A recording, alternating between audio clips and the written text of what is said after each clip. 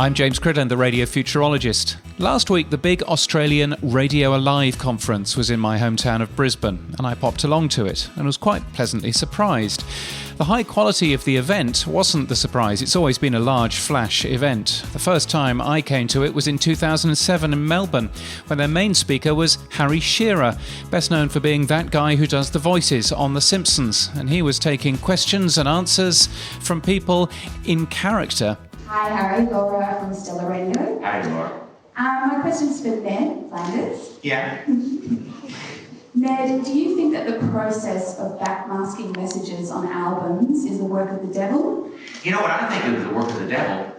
Having LPs in the first place, because you can't backward mask CDs. See, the Lord responded in kind with a mighty hand to create the CD that couldn't be played backwards. Harry Shearer is also the guy that does the voices on Le Show, which is available on US public radio and as a podcast. Yes, and as a podcast. It's probably the most popular sentence for a radio program these days because isn't everything available as a podcast?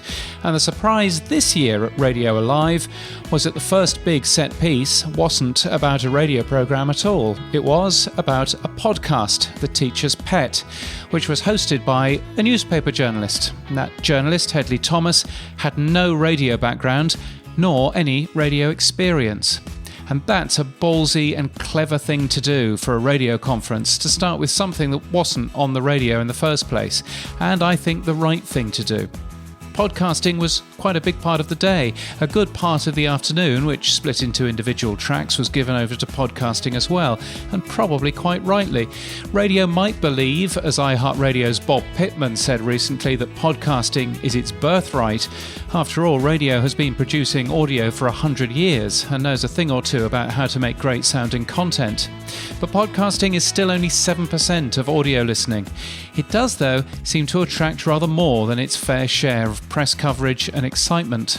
Radio has much to learn from how, in spite of having a tiny fraction of the reach and total listening time, podcasting is captivating new listeners and advertisers alike.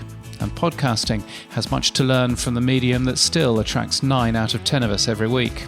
So wonderful to see radio and podcasting together this year at Radio Alive.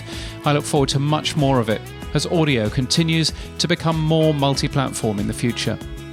You can get my weekly newsletter at james.crid.land and daily podcast news at podnews.net. And until next time, keep listening.